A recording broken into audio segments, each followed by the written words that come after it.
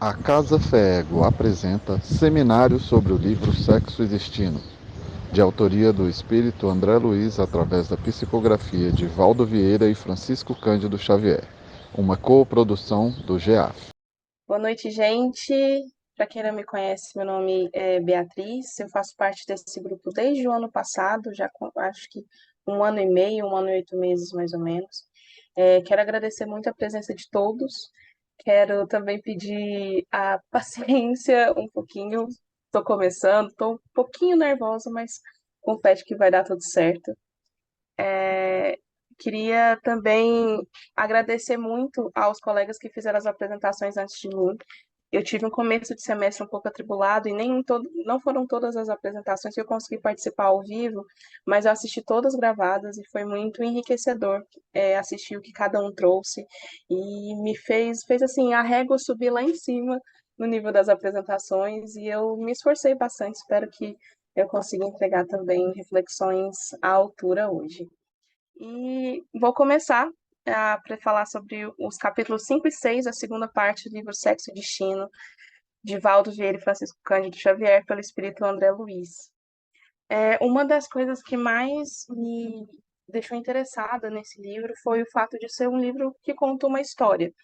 Diferente de outros livros que são mais teóricos e que talvez tenham um peso muito mais didático e que queiram trazer algo um pouco mais teórico, digamos assim, esse nos ensina contando uma história. E eu sou uma apaixonada por literatura, sempre gostei muito de ler. E acabei fazendo aqui alguns links enquanto eu lia esse livro para preparar minha apresentação com outros livros que eu tive contato antes, livros que nada a ver tem com o espiritismo ou com a espiritualidade em si, mas isso me deixou muito confortável ao fazer essa leitura, porque eu me senti muito próxima desses personagens. Eu acho que a gente consegue até criar talvez um senso de empatia um pouco diferente quando você dá nome às coisas que estão acontecendo, né? O que aconteceu com Dona Beatriz, o que aconteceu com Marina, com Nemésio, Gilberto, todos eles. Acompanhar essa história, acompanhar essa vida, eu acho que pelo menos para mim, na minha experiência, torna aquele conhecimento, aquele ensinamento algo muito mais palpável. É como se a gente pudesse contemplar aquilo de uma maneira mais real, mais palpável mesmo. E começando aqui pelo capítulo 5, eu queria, antes de tudo, trazer uma citação que eu li em um livro recentemente. O livro se chama Oração para Desaparecer, da autora Socorro Racioli. E eu fiz essa leitura muito próxima. Na verdade, eu estava lendo Sexo e Destino aos poucos, e a leitura desse livro aconteceu na minha vida mais ou menos nesse mesmo momento. Para fazer um resumo aqui, muito rapidamente da aula, para não tomar muito tempo da leitura que a gente está estudando, esse livro conta a história de uma mulher até então, é bem no comecinho do livro que essa citação aparece, de uma mulher, a gente não sabe o nome dela, não sabe quantos anos ela tem, nem o que aconteceu, mas ela está morta e ela está voltando à vida, ela está renascendo e ela está sendo inclusive desenterrada. E eu achei genial a forma como esse livro começa, porque você fica muito curioso de imaginar uma pessoa voltando à vida e sendo desenterrada, e ela é muito gráfica na descrição dela de como essa cena acontece. E em algum ponto, né, da história, ela começa a refletir sobre as coisas que estão acontecendo com ela. Ela não tem memória, ela não sabe como ela chegou até ali. E ela é recepcionada nessa nova vida, nesse renascimento, ou nesse sonho de uma noite de verão, pelo todo o absurdo da obra. Ela é recebida por um casal. E aí ela meio que vê nesse casal uma representação da morte e de Deus. Ela começa a ver naqueles dois personagens, naquele casal de idosos que ela não conhece, que ela não sabe de onde vieram, que ela não sabe o porquê tiraram ela, né, de 7 palmos dentro da terra, e ela vê neles Deus e a morte. E aí ela ela tem essa frase que para mim foi que me marcou muito. Eu até marquei no meu livro. E enquanto eu estava lendo, eu pensei, nossa, eu estou lendo um outro livro, as coisas se encaixaram tanto. E a citação diz assim: cheguei a me convencer de que talvez aquilo fosse uma área de transição, um descanso para o que viria depois. Vida e morte são mistérios que ninguém alcança. Tudo que se fala sobre nascer e morrer é mera aposta. A morte é dolorosa, mas talvez o nascimento seja pior. E minha desgraça estava ali, entre uma coisa e outra. E esse livro não tem nada a ver com o espiritismo, com a espiritualidade em si. É uma obra da literatura brasileira. Para quem gosta de literatura como eu, está dentro do gênero do realismo mágico, que é muito forte na América Latina em si. E ali o que é discutido, a história, a narrativa, ela não passa muito pelo que acontece depois da morte. É mais um mistério do porquê que ela está voltando. E isso me chamou muita atenção, essa frase do que tudo que se fala sobre nascer e morrer é mera aposta. A morte é dolorosa, mas talvez o nascimento seja pior. E a minha desgraça estava ali entre uma coisa e outra. Enquanto eu estava preparando a minha apresentação, e eu mandei o que eu tinha preparado para a Cintia, ela me fez uma provocação porque eu tinha colocado nas minhas anotações o que, mesmo para quem é espírita, mesmo para quem conhece a doutrina, muitas vezes o morrer e o que acontece depois parece algo abstrato. Não é uma aposta, não é algo completamente desconhecido, mas é abstrato. E a Cintia me fez uma provocação. Abstrato por quê? E eu fiquei pensando muito nisso, do porquê seria abstrato e do porquê para mim parece abstrato. Não tem muito tempo que eu estudo a doutrina.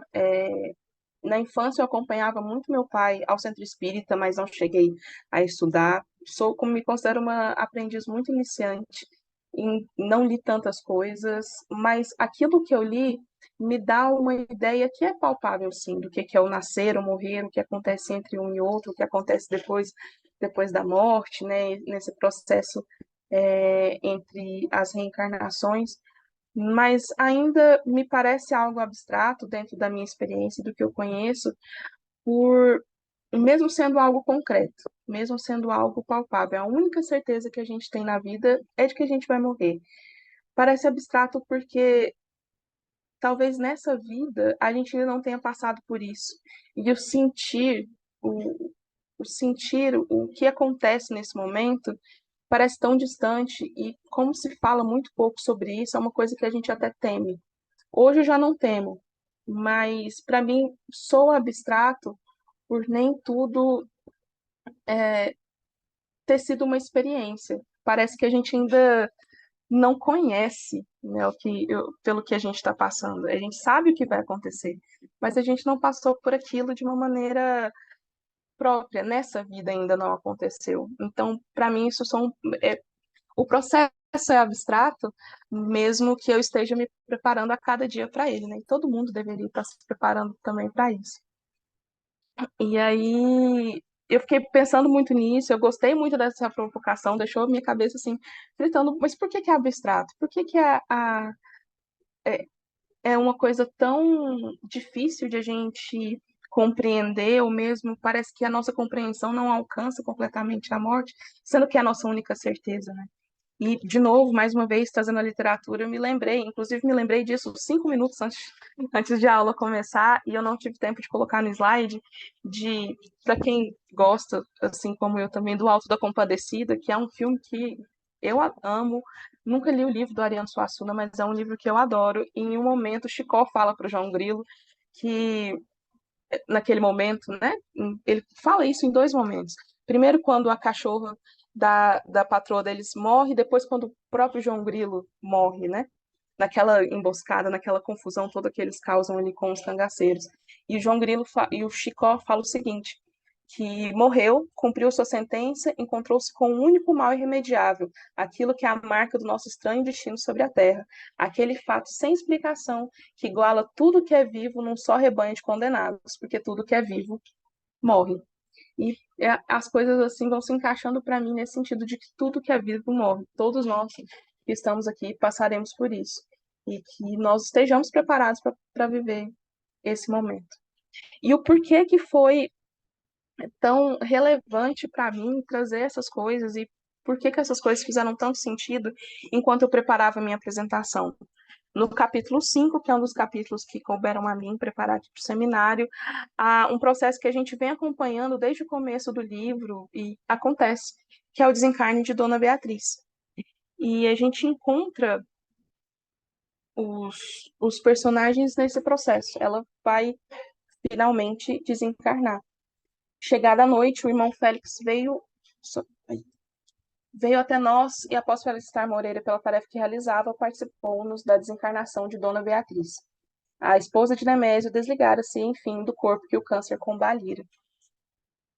Isso, para mim, foi algo muito interessante no livro, que foi essa possibilidade de a gente acompanhar como, como ela foi acompanhada por bons espíritos, né? E assistida por bons espíritos, espíritos capacitados, durante toda a vida, claro, mas principalmente nesse momento de enfermidade, no momento que ela estava já se preparando para desencarnar.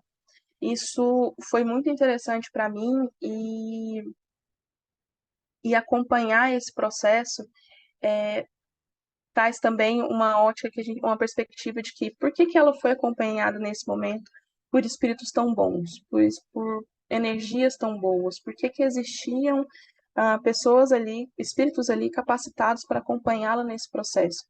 Porque durante a vida ela teve um bom coração, porque ela levou uma vida correta, ela teve uma boa conduta, ela tinha o hábito de orar, de fazer boas ações, então ela adquiriu aquele merecimento para a proteção que naquele momento ela recebeu.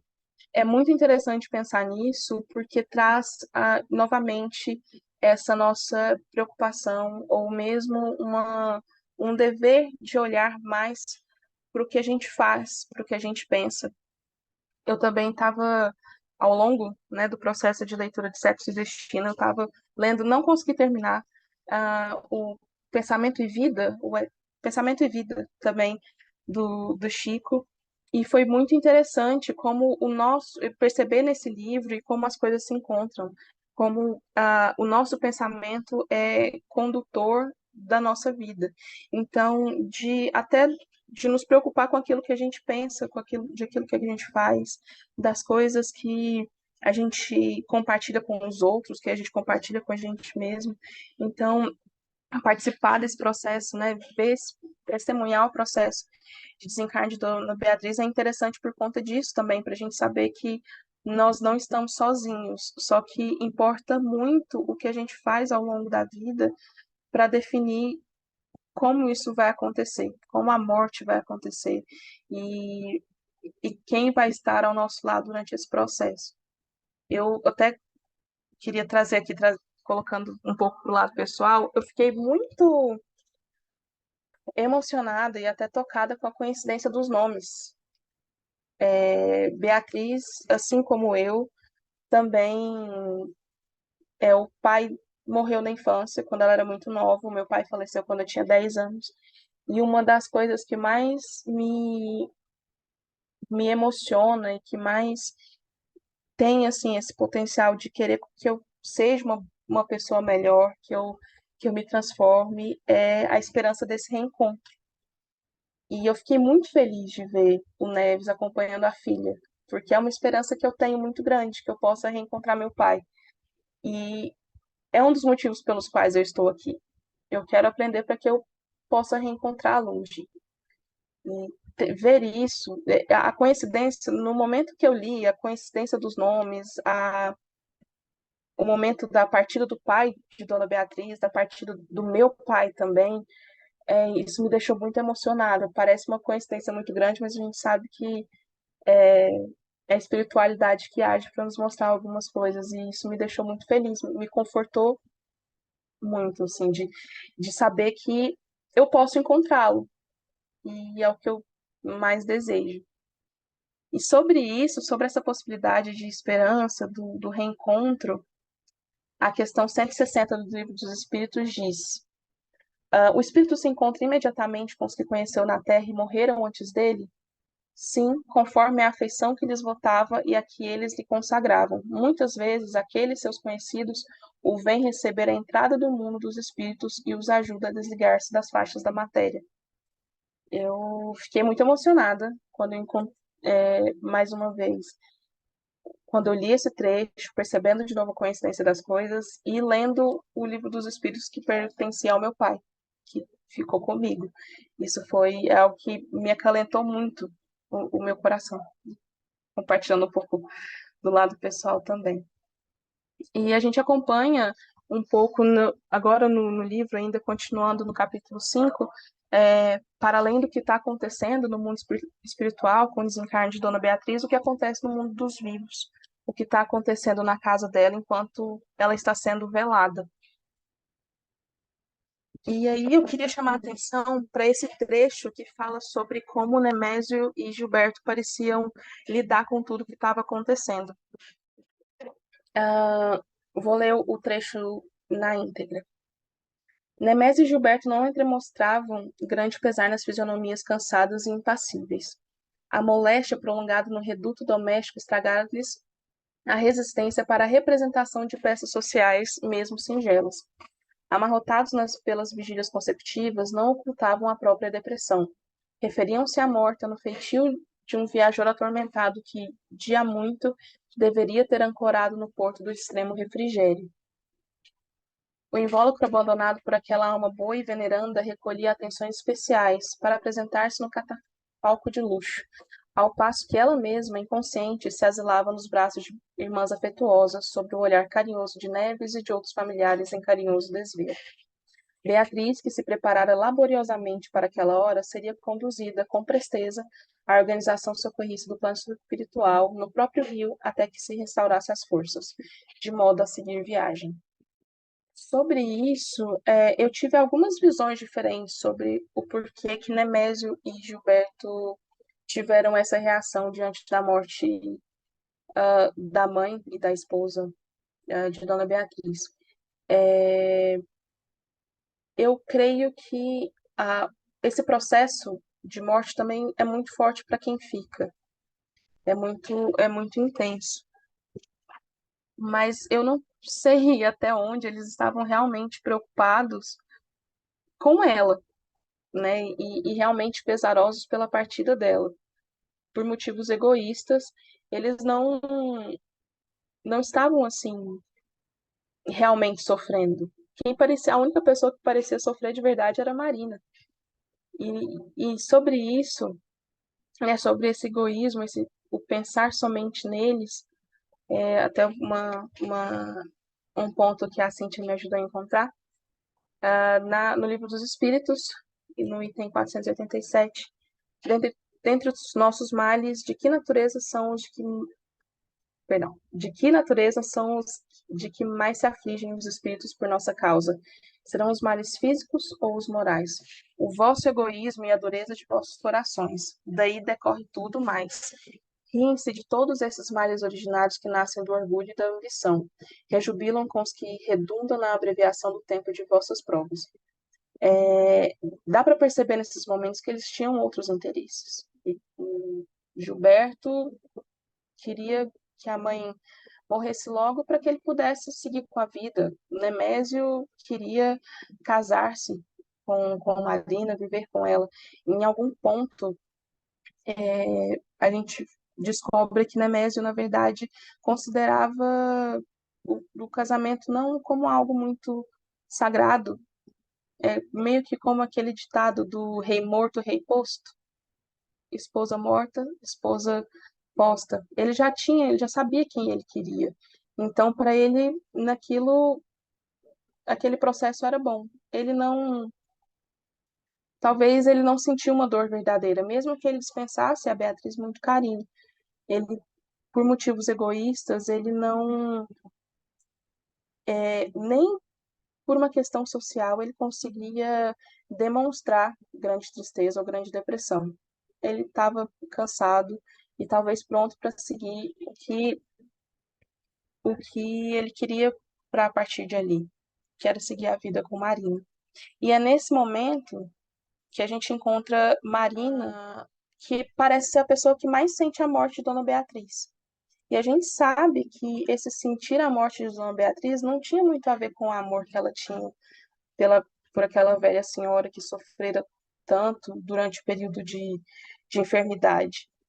Ela sofria por culpa, por remorso e também por medo de não por não ter certeza se Dona Beatriz já sabia de tudo, um medo meio que de ser descoberta, né? Agora que Dona Beatriz desencarnou. E eu quero trazer novamente um trecho do livro que traduz muito esses sentimentos.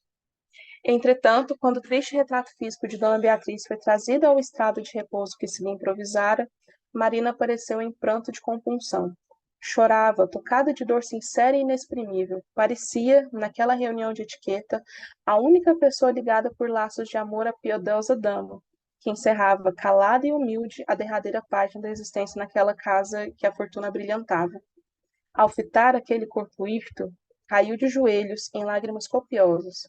Invejou aquela cujo último sorriso de complacência ali se estampava sereno, qual se estivesse satisfeita por deixá-lo no lugar que ocupara durante tantos anos ao pé de um esposo que a enganara sempre. E ela exclamava, Marina exclamava, ah, Dona Beatriz, Dona Beatriz.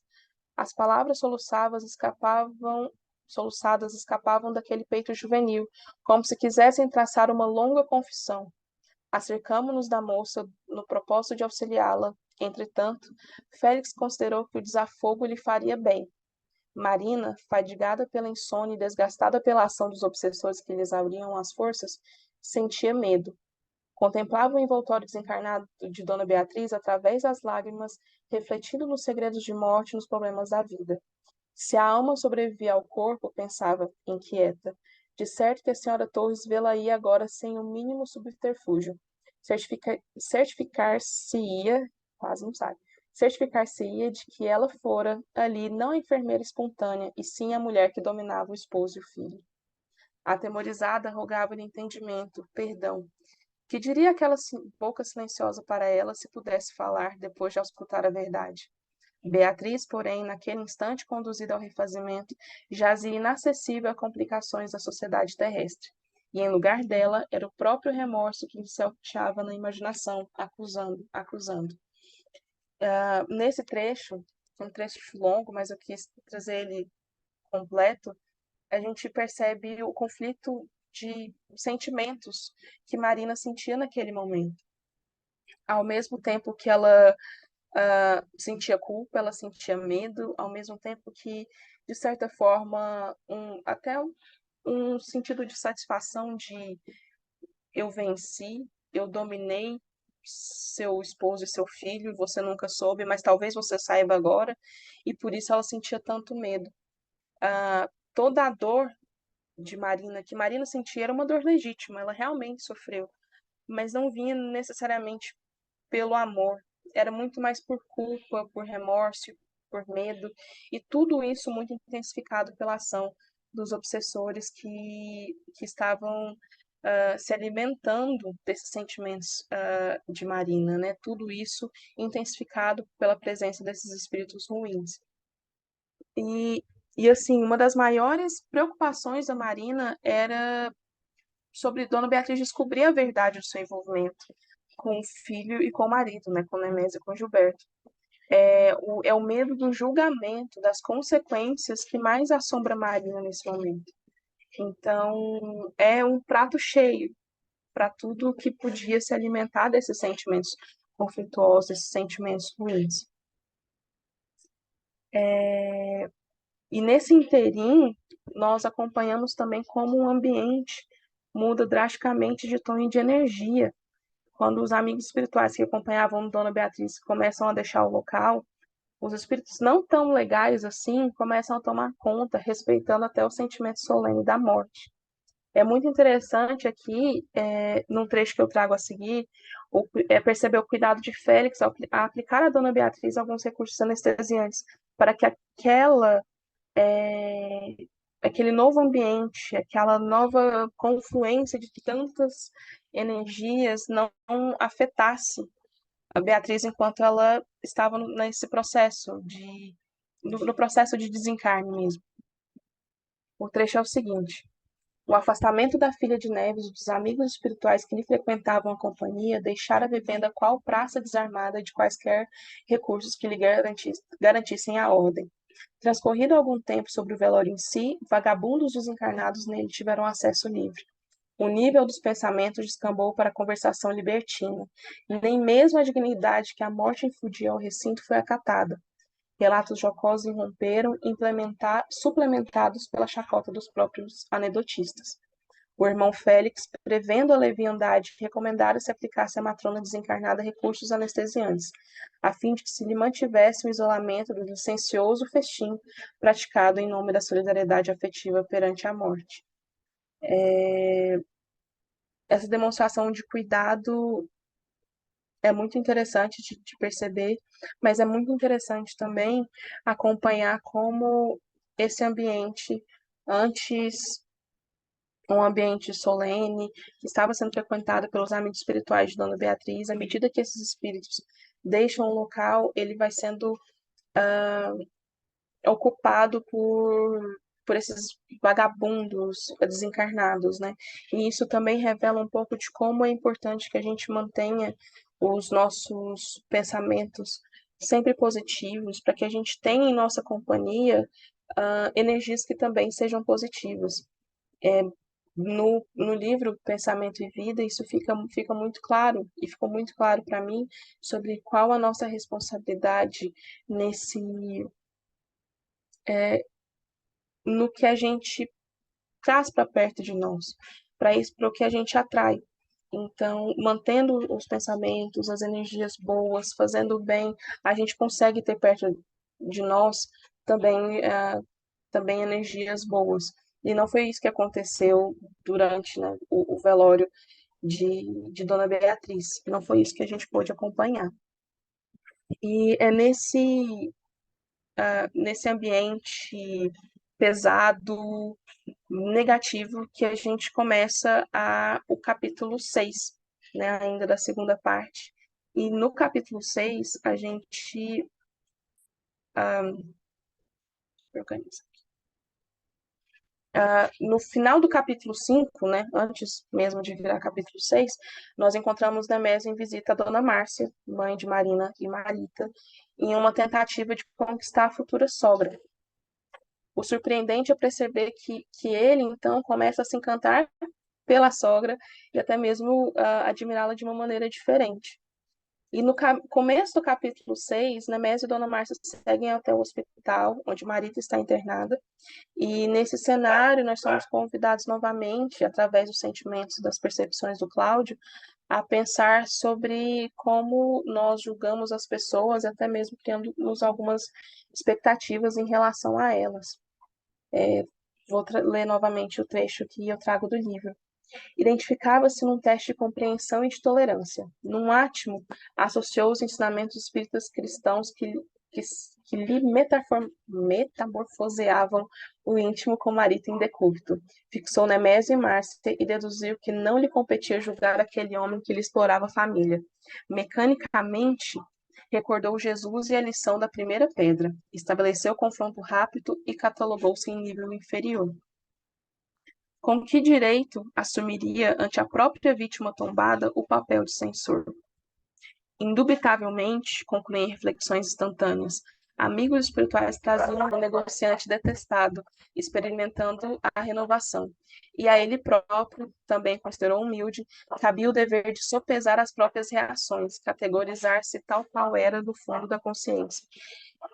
Cláudio percebeu o que estava acontecendo entre Nemésio e Dona Márcia. Ele conseguiu sentir, mas por ele mesmo ter levado uma vida em que ele não seguiu sempre os melhores caminhos, que ele também enganava a mulher, que nem sempre foi um bom marido, ele não se sentiu mais no papel de julgar. Ele não queria mais ser o censor, sendo muito por se colocar naquele lugar e ouvindo os ensinamentos de Cristo, de que se ele não pode julgar, ele também, se ele não tem a consciência tranquila, ele não pode jogar a primeira pedra, né? Quem vive sem pecado, quem não tem pecados, que atire a primeira pedra. Eu achei muito interessante como a gente pode perceber aqui mais um puxão de orelha, mais um ensinamento de que a gente não deve julgar o outro, jamais. E é uma coisa que a gente faz o tempo inteiro. A gente julga as intenções do outro, o que o outro faz, o que ele deixou de fazer. E, e nós temos muitos ditados populares que falam sobre isso, né? O sujo falando mal lavado, de como muitas vezes a gente olha para o outro sem conseguir pesar, sem conseguir mensurar, ou mesmo ter uma perspectiva e uma noção daquilo que a gente faz. Não se pode julgar o outro nunca, porque não é esse o nosso papel. Nós não estamos capacitados a julgar o outro o tempo inteiro se a gente também não quer ser julgado, mesmo que sejamos em algum momento. Achei muito interessante essa passagem por ele querer julgar, ele se sentir mal, ele ter sofrido com aquilo, doeu para ele, mas seguindo o ensinamento de Cristo, ele conseguiu se manter aqueles pensamentos e conseguiu não julgar, né? Ele não pode colocar e ele ainda mais, Cláudio ainda mais se sentia nessa situação de eu não posso julgar alguém a quem eu tanto vitimei. Ele fez muito mal à esposa, mesmo que eles tivessem um bom relacionamento, não foi sempre assim. Então, ele não podia julgar alguém a quem ele muito foi injusto, a quem ele muito vitimou em muitos momentos. E ainda sobre isso, né, e Cláudio, mesmo se lembrando dos ensinamentos de Cristo, ele ainda se sentia dividido entre se sentir ofendido ou mais culpado por aquilo que ele infligiu à esposa durante toda a vida. E tem esse trecho que eu também quis trazer para a apresentação. Nada lhe impedia de fugir do autoexame, abraçando conversas triviais. Entretanto, inferiu que não conseguiria ausentar-se da própria alma, mas justo esquadrinhar-se, suportar-se. É como se, mesmo que ele se sentisse ofendido, o principal sentimento era o de culpa, porque ele não conseguia fugir da própria consciência, daquilo que ele mesmo, que ele sabia que ele havia feito, ou que ele deixou de fazer, né? Quando ele faltou com a verdade, quando ele mentiu, quando ele enganou, quando ele traiu. A gente sabe que Cláudio começa, né, depois do acidente com Marita, a ver a vida de uma outra forma e começa a beber mais dos ensinamentos de Cristo através do Espiritismo e com isso ele aprende e ele começa a evoluir. Mas nesse momento ele ainda se sente muito culpado por tudo que ele fez, né, por todas essas ofensas. E mesmo assim, ele tentou ao máximo não julgar, não se colocar no papel de julgador, de censor ou de maior vítima na história, porque ele sabia qual era o papel. Ele não conseguia fugir da própria alma. Em um outro trecho, a gente lê assim: em lugar da indignação a que se rendia em outros tempos, quando havia fingir, penalizava-se agora, ou seja, ele se sentia culpado agora por tudo que aconteceu. Imaginava-se na posição do viajor que houvesse espalhado farpas em todo o caminho, por onde seria fatalmente impelido a regressar. Eu achei isso tão bonito, principalmente essa parte de imaginava-se na posição do viajor que houvesse espalhado farpas em todo o caminho, por onde seria fatalmente impelido a regressar. Ou seja, de novo, aquilo que ele plantou, ele teria que colher. Então, durante todo esse caminho que ele plantou mentiras, traições, que ele não foi justo, ele era obrigado a voltar por aquele mesmo caminho e ter isso infligido a ele. Mesmo que ele se colocasse agora numa posição de tentar não se indignar, mesmo que ele estivesse indignado, ou tentar não se ofender, mesmo que ele se sentisse ofendido, ele sabia pela consciência dele de que aquele não era o papel dele, o papel de vítima ou de maior vitimizado na história. Ele não se sentia capaz ou em lugar de julgar ninguém. E isso eu achei muito interessante no livro também. E eu encontrei no Evangelho segundo o Espiritismo, no capítulo 8, item 7, algo que nos ajuda a pensar um pouco sobre isso. Sobre como, né, Cláudio, a partir dos ensinamentos que ele vinha recebendo e de como a vida dele tinha se transformado pelo Espiritismo, após o acidente de Marita, como isso foi transformando a vida dele e o que ele entendia sobre isso. À medida que avança na vida espiritual, a alma que enveredou pelo mau caminho se esclarece e despoja pouco a pouco de suas imperfeições, conforme a maior ou menor boa vontade que demonstre em virtude do seu livre-arbítrio. Todo pensamento mau resulta, pois, da imperfeição da alma, mas de acordo com o desejo que alimenta de depurar-se, de adiantar-se, porque ela o repele com energia. É indício de esforço para apagar uma mancha. Não cederá se apresentar a oportunidade de satisfazer o mau desejo. Depois que haja resistido, sentir-se-á mais forte e contente com a sua vitória. Esse trecho do Evangelho segundo o Espiritismo, especificamente o item 7, para mim foi muito esclarecedor de como a decisão de avançar na vida espiritual, de entender melhor, mesmo que a gente esteja em um mau caminho, nós temos a possibilidade de melhorar, de evoluir, de esclarecer. E mesmo que as coisas não se transformem de um momento para outro, num átimo, num piscar de olhos, numa questão de segundos, é nesse caminho que, a partir da nossa boa vontade, da nossa escolha por evoluir, por nos transformar, que a gente consegue mudar a nossa história, que a gente consegue se transformar. E foi isso que acontece com o Cláudio. O Cláudio é um bom exemplo disso. Ele vivia uma vida em um mau caminho, fez muita coisa errada, não foi justo, principalmente com a esposa, mas também com as filhas, e por um momento de grande dor, né, que foi por conta do acidente de Marita, ele decide mudar, ele quer mudar, então ele vai muito para esse caminho da evolução por uma coisa que eu acho, que eu sempre penso, a gente sempre busca mudar pelo amor ou pela dor. Naquele momento, ele escolheu mudar pela dor.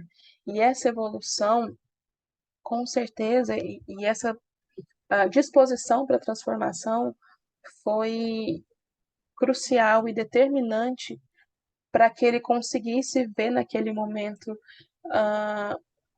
quase que um momento de remissão.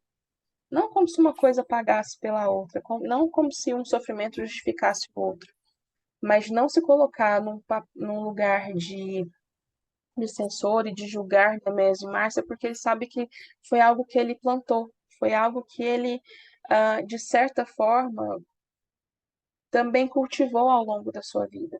Então, isso para mim é muito interessante de perceber de como a transformação e a escolha por seguir um caminho mais justo, um caminho bom, um caminho de luz, é nossa e em mudanças e em fatos, demandas que acontecem no dia a dia. A cada dia e a cada escolha, mesmo que pela dor ou pelo amor essa mudança aconteça, ela acontece no detalhe, no dia a dia. Ainda no capítulo 6 a gente vê principalmente como Cláudio se sente nessa confusão de sentimentos entre ofensa, mas escolhendo sempre um caminho de buscar ser mais justo. Ele quer ser mais justo porque ele está em processo de evolução, em processo de transformação. E eu encerro aqui a minha apresentação de hoje muito com esse convite à reflexão e um convite de como essas transformações têm acontecido na nossa vida diária. Cláudio tomou uma decisão pela dor, ele volta a estudar, ele se volta à doutrina, ele se volta aos ensinamentos de Cristo pela dor, mas ele decide ali que esse vai ser o seu ponto de virada, o seu ponto de evolução, mesmo que não, de forma não tão inconsciente, de forma tão consciente quanto parece ser, é muito mais inconsciente, mas ele é levado a isso e ele se propõe a transformar a cada dia. E eu fiquei muito com essa reflexão de como a gente está se propondo melhorar e avançar e se transformar. Eu encerro aqui Eu agradeço a participação de todo mundo. Estou aberta a perguntas. Peço perdão aí por alguns deslizes. Sou ainda iniciante nesse processo de aprendizado, mas eu fiquei muito feliz de poder apresentar e estou muito, muito aberta a feedbacks e correções. E na próxima semana, capítulos 7 e 8 com a Leila.